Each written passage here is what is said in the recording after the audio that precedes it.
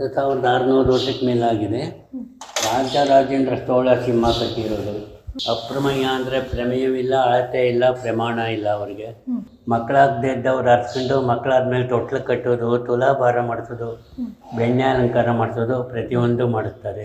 Hi hello, ಎಲ್ಲರಿಗೂ ನಮಸ್ತೆ. ಕರ್ನಾಟಕ ಚರಿತ್ರೆಯ ಮತ್ತೊಂದು ಸ್ಥಳಕ್ಕೆ ನಿಮಗೆಲ್ಲ ಸ್ವಾಗತ. ನಾನಿದಿನ ನಿಮ್ಮನ್ನು ಒಂದು ಸ್ಪೆಷಲ್ ಆಗಿರುವಂತಹ ಜಾಗಕ್ಕೆ ಕರ್ಕೊಂಬಂದೇನೆ. ಯಾಕಂದರೆ ಈ ಜಾಗಕ್ಕೆ ನೀವು ಒಂದು ಸರಿ ಬಂದು ಈ ದೇವರ ಒಂದು ವಿಗ್ರಹವನ್ನು ನೋಡಿದ್ರೆ ಕಳೆದೋಗ್ಬಿಡ್ತೀರ ಅನ್ನೋದ್ರಲ್ಲಿ ಆಶ್ಚರ್ಯನೇ ಇಲ್ಲ. ಯಾಕಂದರೆ ನಾನಿವತ್ತು ಬಂದಿರೋದು ಶ್ರೀ ಅಪ್ರಮೇಯ ಸ್ವಾಮಿ ದೇವಸ್ಥಾನ. ಇದು ಬಂದು ದೊಡ್ಡಮಳ್ಳೂರು, ಚನ್ನಪಟ್ಟಣ ತಾಲೂಕು, ರಾಮನಗರ ಜಿಲ್ಲೆಯಲ್ಲಿ ಬರುತ್ತೆ. ಸೊ ಇದು ಬಂದು ಮೂಲತಃ ಒಂದು 17ನೇ ಶತಮಾನದ ದೇವಾಲಯದ ಒಂದು ದೇವಸ್ಥಾನ ಅಂತಲೇ ಹೇಳ್ಬೋದು.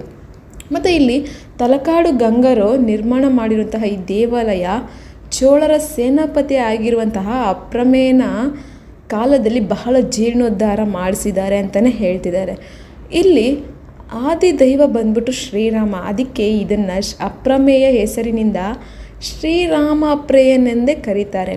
ಮತ್ತು ಇದು ವಿಗ್ರಹ ಚಕ್ರ ಮತ್ತು ಶಂಖಗಳನ್ನು ಹಾಗೆ ಅಭಯ ಮತ್ತು ಪದ್ಮವನ್ನು ಹೊಂದಿದೆ. ಈ ಲಕ್ಷಣವಿರುವ ಈ ವಿಗ್ರಹ ವಾಸ್ತವವಾಗಿ ಜನಾರ್ದನ ಮೂರ್ತಿ ಅಂತ ಹೇಳ್ತಿದ್ದಾರೆ. ಹಾಗೆ ಈ ದೇವಾಲಯ ಗರ್ಭಗುಡಿ, ಸುಖನಾಸಿ ಮತ್ತು ನವರಂಗಗಳನ್ನು ಒಳಗೊಂಡಿದೆ ಅಂತೆ. ಹಾಗೆ ಬೃಹತ್ತಾಕಾರದಲ್ಲಿರುವಂತಹ ಈ ಒಂದು ಪ್ರಾಕಾರ ಗೋಡೆ ದೊಡ್ಡ ರಾಜಗೋಪುರ ಸಹ ಹೊಂದಿದೆ. ನವರಂಗಗಳಲ್ಲಿ ನಮಗೆ ಅಷ್ಟಭುಜಾಕೃತಿಯ ಕಂಬಗಳನ್ನ ಕಾಣಸಿಗುತ್ತೆ.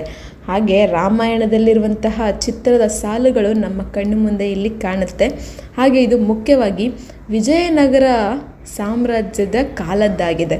ಹಾಗೆ ಇದು ಪ್ರಾಕಾರ ಗೋಡೆ ಒಳಗಡೆ ಸುತ್ತಲೂ ಅನೇಕ ಗಾತ್ರದ ಗರ್ಭಗುಡಿಗಳು ಸಹ ಇದೆ.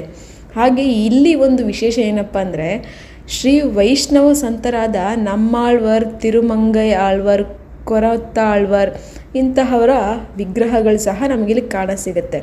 ಹಾಗೆ ನಮಗಿಲ್ಲಿ ತುಂಬ ಇಂಟ್ರೆಸ್ಟಿಂಗ್ ಅಂತ ಅನ್ಸೋದಂದರೆ 17ನೇ ಶತಮಾನದಲ್ಲಿ ಇರುವಂತಹ ಅಂದರೆ ಆ ಕಾಲದ ಒಂದು ಮುದ್ದಾಗಿರುವಂತಹ ವಿಗ್ರಹ. ಅದು ಯಾರದಪ್ಪ ಅಂದರೆ ಒಂದು ಕೈಯಲ್ಲಿ ಬೆಣ್ಣೆಯ ಮುದ್ದೆಯನ್ನು ಹಿಡ್ಕೊಂಡು ಅಂಬೆಗಾಲಲ್ಲಿ ಇರುವಂತಹ ಶ್ರೀಕೃಷ್ಣನ ವಿಗ್ರಹ ಅಂತಲೇ ಹೇಳ್ಬೋದು.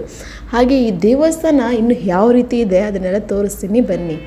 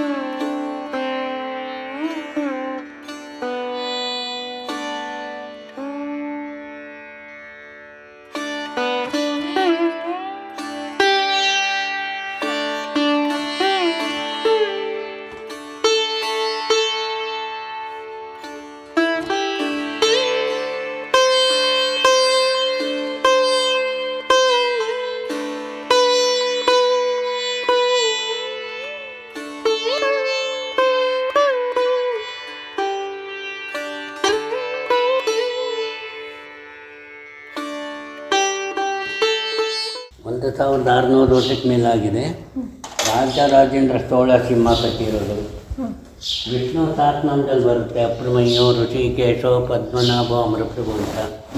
ಅಪ್ರಮೇಯ ಅಂದರೆ ಪ್ರಮೇಯವಿಲ್ಲ, ಅಳತೆ ಇಲ್ಲ, ಪ್ರಮಾಣ ಇಲ್ಲ. ಅವರಿಗೆ ಹೊರಗಡೆ ಅಮ್ಮನವ್ರು ಅರವಿಂದವಲ್ಲಿ ಅಮ್ಮನವರು, ಈ ಕಡೆ ಪಕ್ಕ ನವನೀತ ಕೃಷ್ಣ.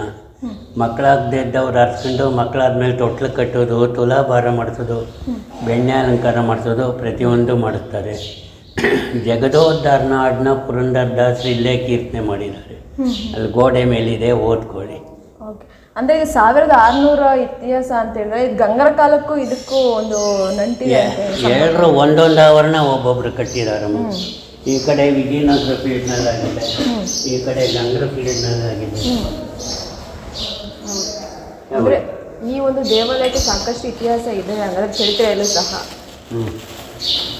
ಇಲ್ಲಿ ಇದು ಹೊರಗಡೆ ಎಲ್ಲ ಶಾಸನಗಳಿದೆ, ಚೋಳರಾಜರ ಕಾಲದ್ದು.